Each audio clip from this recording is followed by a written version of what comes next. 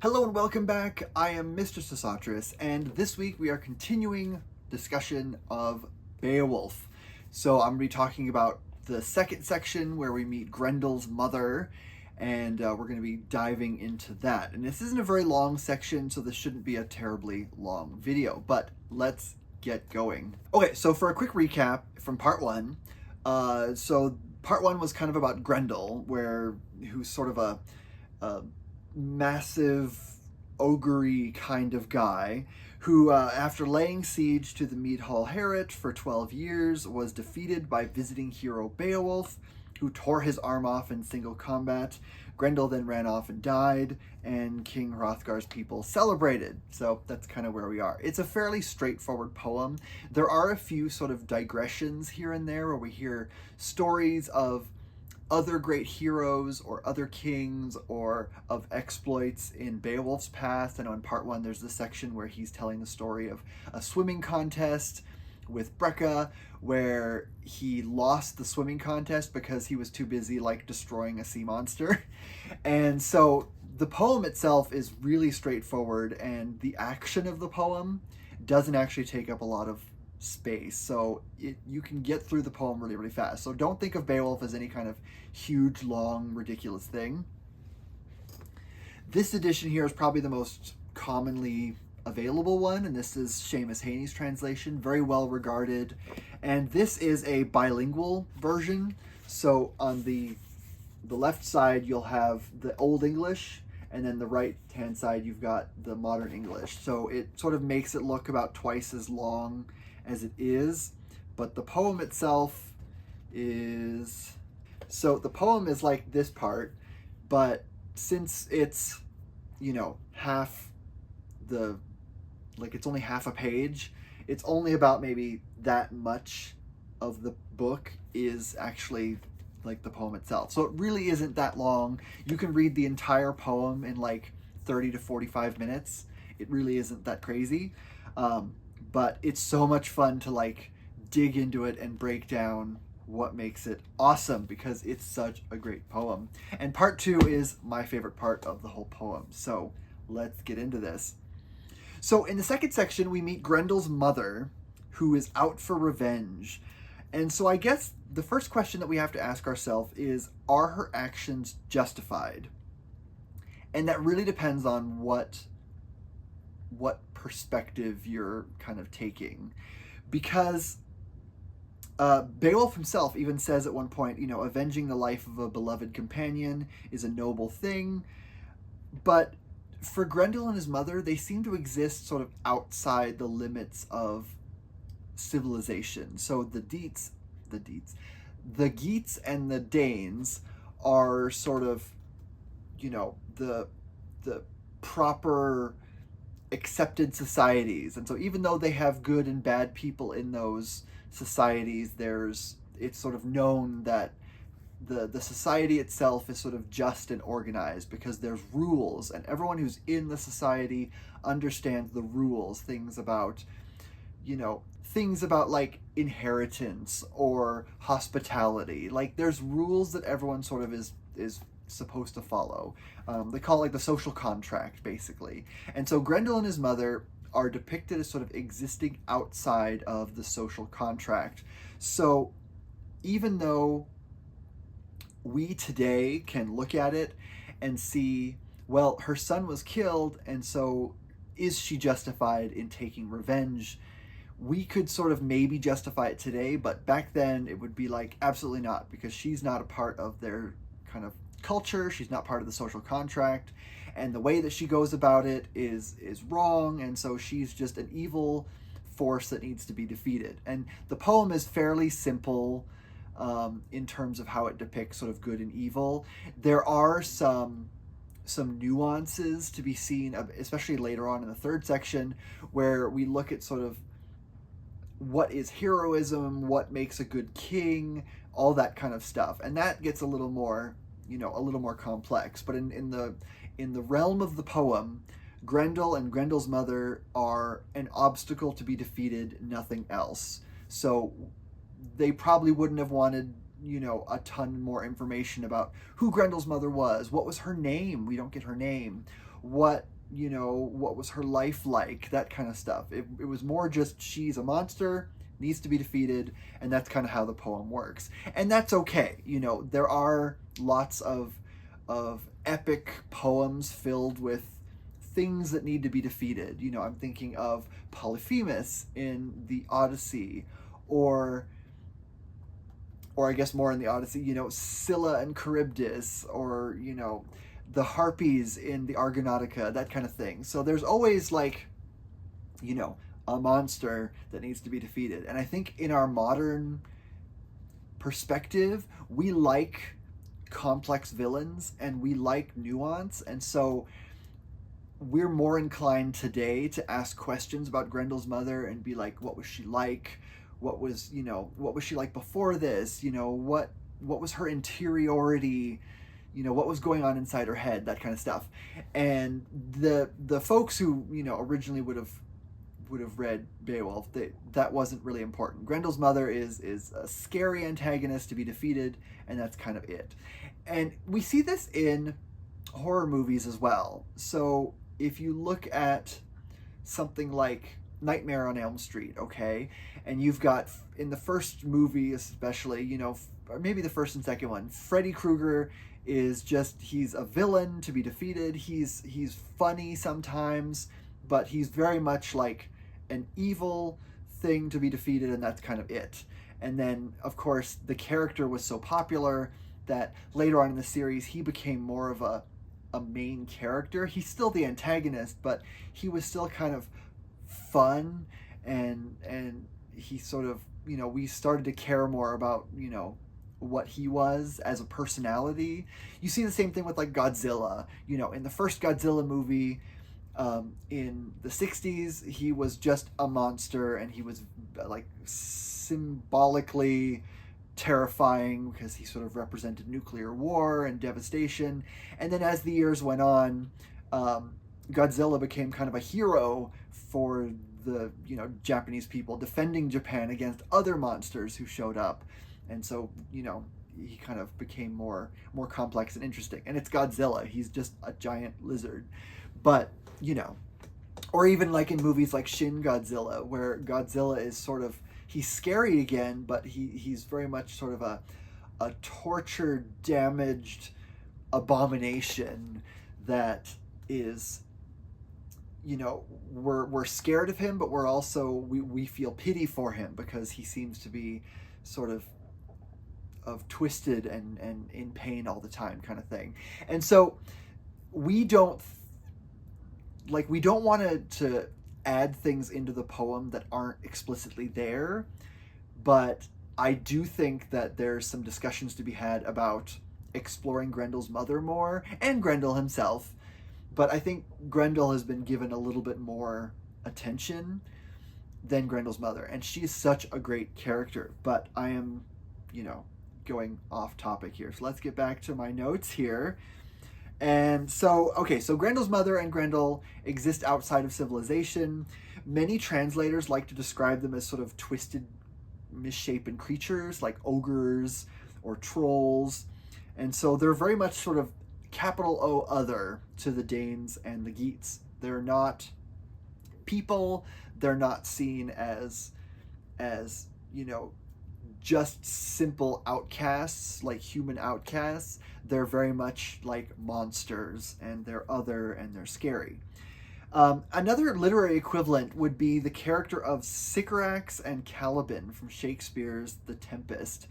And so if you've ever read The Tempest, it's a great, great, great, great play. I love it so much. But there's an island that the wizard Prospero sort of flees to when he flees Italy. And Sycorax is sort of the ruler of the island, but like not a ruler in like a formal sense. It's just her and her son live there, basically. They're sort of the original inhabitants.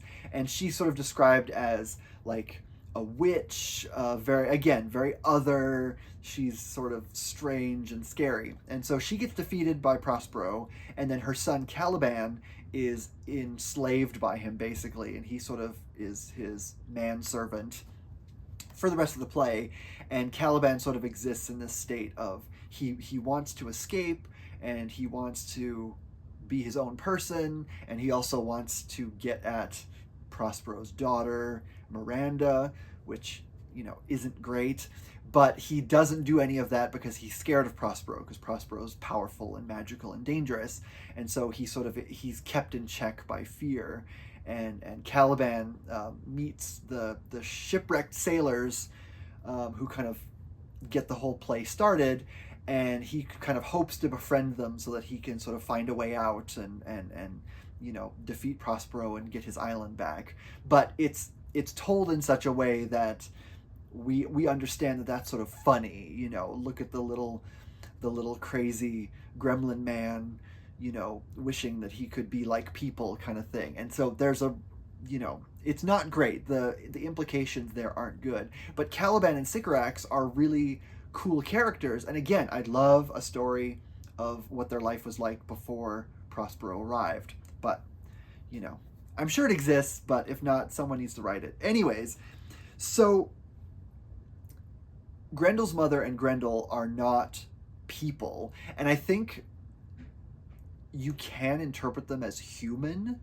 I think it depends on the translation, but the Devana Headley's translation that I'm reading now, she just describes her as, where is she here? A warrior woman and an outlaw. So she's described basically as just human. And then Grendel is described as being sort of a bit monstrous. He's larger than most people, and he's very, very strong. And so in her translation, it's probably more that they're just people.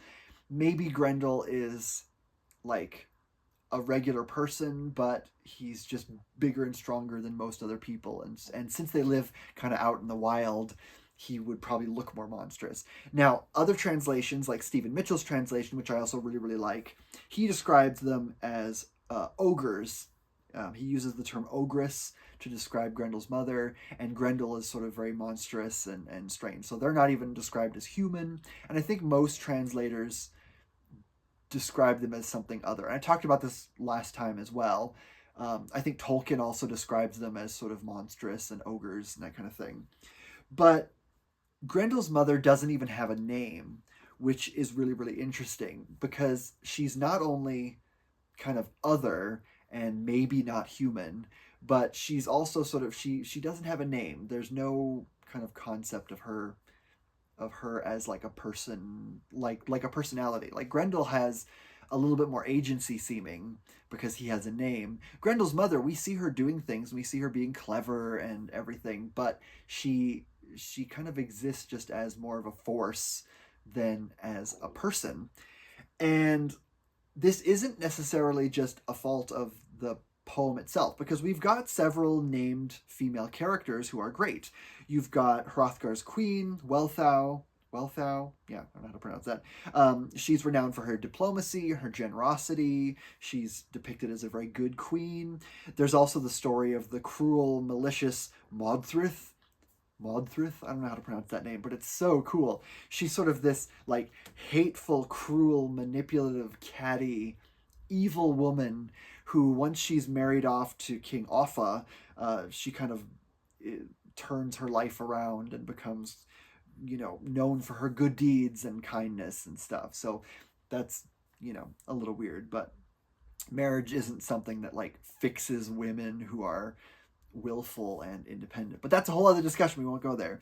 And then we also get the description of Queen Hygd, who's the queen of Beowulf's people, the Geats.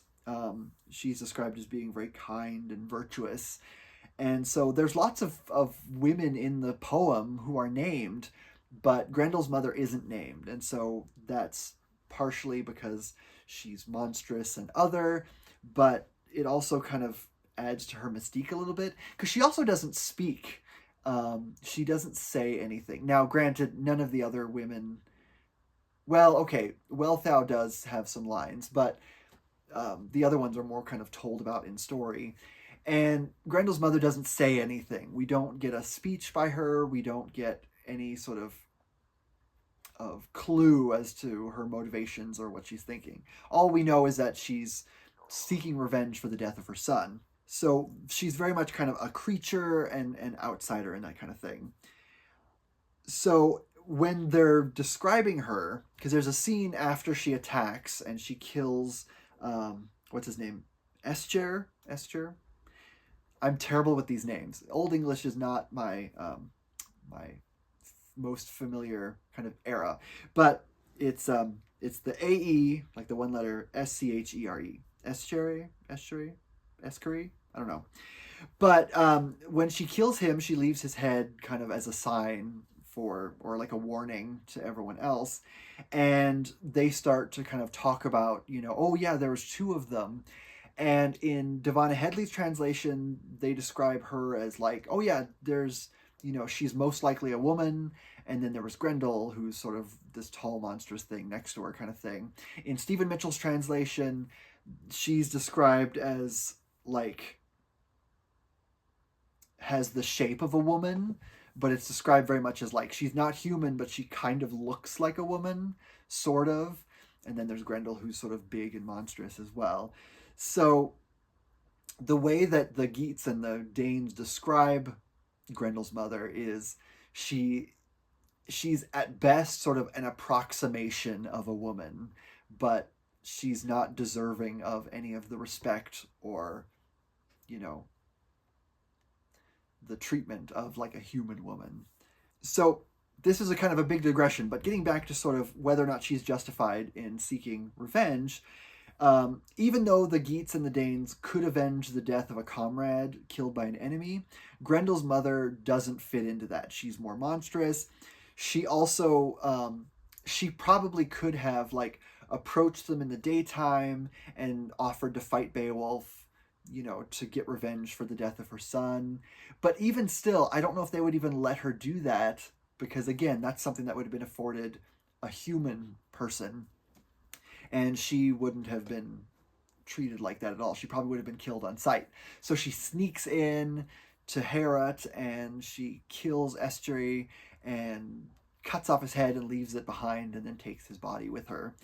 And so we see here that she's cunning and sneaky, but she's very much sort of outside the law, and the only option is to have her killed. Now, another interesting question here is sort of how dangerous is she really? Because Grendel's mother is very much smart. She's sort of the brains versus Grendel's brawns. And so when Beowulf goes to fight her, he goes wearing full armor, which is really interesting because when he fought Grendel, he wasn't wearing anything. He didn't even have a sword or armor. He was just in whatever he was sleeping in. And he managed to defeat Grendel just through sheer brute force.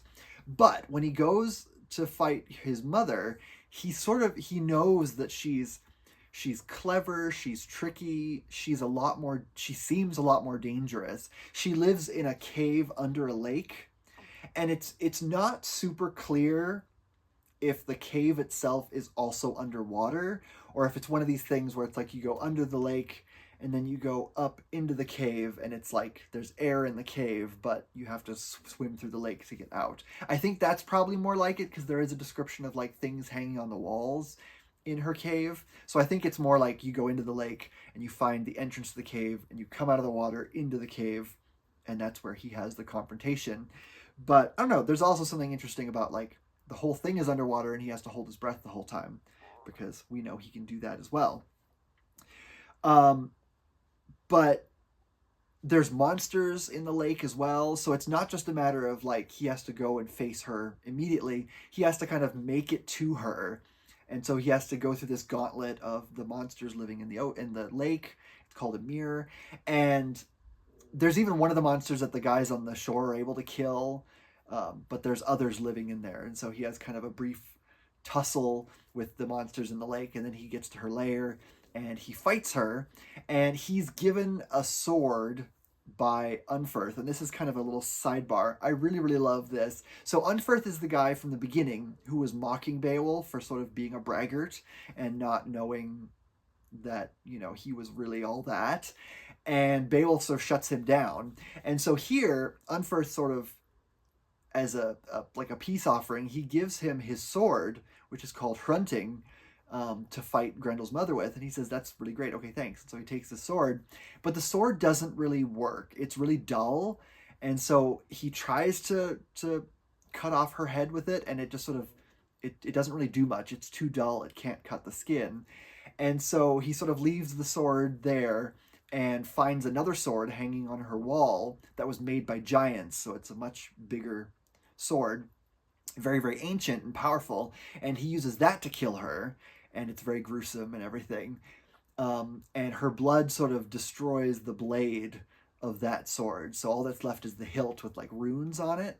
And so he takes that and he takes Unferth's sword back. And when he returns, he gives Unferth his sword back, but he doesn't tell him what happened. He doesn't say, hey, your sword failed me and it wasn't a big help at all, because he doesn't want to start drama. And so he just sort of gives him his sword back and he's like, hey, thanks for the sword. It's great. Bye. And then leaves. I think that's just hilarious. But anyways, it's good stuff. So Grendel's mother is fairly easily dispatched, but getting to her is sort of the adventure of this part of the poem. And I really like the build up to it, because even though the final confrontation is really just sort of one sword slash, the build up to it is so good, because we see her sneaking in, we see her kill someone, and then he goes after her and he has to swim through the lake, and there's monsters in there, and then he gets into the cave, and just the atmosphere in this section is so great. You just imagine what it sort of looked like and felt like, and it's the build up to meeting her, and then his first sword fails and he has to grab a second one off the wall, all the while she's trying to kill him. And it's a very satisfying section. Like it's not great that she dies sort of without any sense of who she is, but again, that's a modern sensibility. That's not what the poem thinks. The poem is very concerned with, yes, he kills the monster, and it's great. But I like the build up to it, and the rising action and everything, and just the setting. This is she's very much more about vibes than like actual danger. So it's all about sort of the build up to what her lair is like, and the anticipation of having to face her. And so when he does face her, she's not, she's not magical in any way or anything. She's got poisoned blood, but that's kind of it that we know. But I just really like the way that the tension is built up and then released in that moment. It's very, very good. And okay, so as a final point, I wanted to talk about Hrothgar's farewell speech to Beowulf when his men are preparing to leave. So this is a really good section. It's kind of called Hrothgar's sermon. It's not terribly long, but it's very meaningful to the story as a whole. So he basically says that Beowulf has the makings to be a good king if something were to happen to Hygelac, the current king of the Geats. And he kind of says, like, I hope nothing does happen to him, but if something does happen to him, you would make a really good king, but you have to be aware of the heavy responsibility that being a king means. And along with this, there's sort of this suggestion that Hrothgar is sort of, he's going to be in good standing as a king until age sort of makes it so that he's not a very good king anymore. So it's almost like Hrothgar is doomed to eventually just become sort of weak and ineffectual, because he's going to get older and he will kind of lose his spark. And so he tells Beowulf, he's like, right now you're a powerful warrior, you can be a good king, but just be aware that it's a heavy burden. And Beowulf is very polite, and he says, oh, that's really great, thanks, whatever. But this is sort of like really heavy-handed foreshadowing, because in part 3 we'll see what happens when Beowulf does become king and what that entails. But that will be for next week. So this is my favorite section of the poem. I already mentioned that. Grendel's mother is such a fantastic character, and I really want kind of more of her. Now, the Robert Zemeckis film, the animated one, in that one, Grendel's mother is portrayed by Angelina Jolie, and she's sort of described as sort of this shape-shifting fey creature. She's not necessarily like an evil ogress kind of thing. She's very lithe, and she's got magic, and she is sort of entrancing, and she tries to sort of tempt Beowulf. She's, you know, very attractive and everything, and it's sort of the feminine wiles turned up to 1,000. But I'd love more myth retellings looking at that character, something along the lines of, like, you know, Kaikeyi or Circe, like a book where, like, we get her perspective. There is the book The Mirror Wife by Maria Devana Headley, which I'm going to talk about next time when we talk about book adaptations of Beowulf. And in that one, but that one's set in the modern age. So in that one, she's sort of this homeless military veteran who lives kind of outside of town.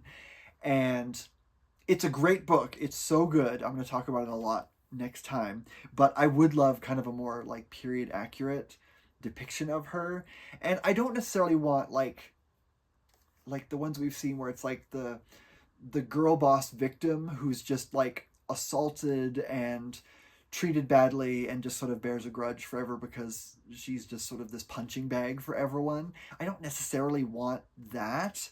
I'd love to see her as more a survivor, a victim of circumstance, but like an interesting, complex character. So many myth retellings often just sort of use the female character as just an excuse to just have things happen to her. And so there's this sort of gratuitous, you know, assault and harm and trauma. And then we just sort of see her sort of surviving through all of this and then becoming the character that we all kind of know. And while that works for some characters, it isn't really that necessary, really. I think that's why I liked Kaikeyi so much, because her character arc is, she feels like an outsider, and she's not given a lot of power, but she has to use what power she has to have some kind of influence to do what she thinks is right, even if that is not seen as good by the rest of the people. She has to kind of stick by what she believes. And I'd love to see that kind of treatment given to Grendel's mother. Also, I really want, like, a name for her, because no one ever gives her a name. And I think she deserves a name. It's kind of like the Wicked Witch of the West. You know, she just didn't have a name for the longest time. And then we got Elphaba.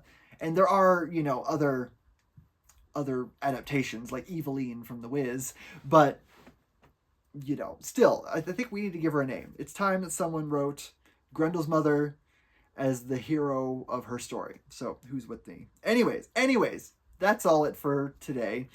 Next week we're going to be talking about part 3, where Beowulf faces a dragon, and that will conclude our discussion of Beowulf.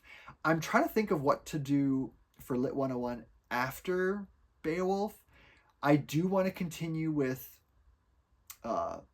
epic poetry, but I'm trying to decide if I want to do the Divine Comedy yet. That's going to be a big one, because that's like 3 huge poems, so that might be a longer time. But that'll be kind of probably next year.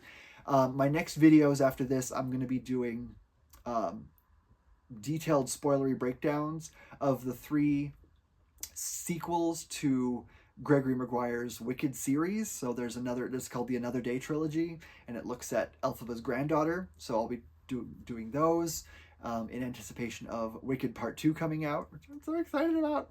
And then we'll go from there. So with that said, I will see you next week. And in the meantime, happy reading. Bye.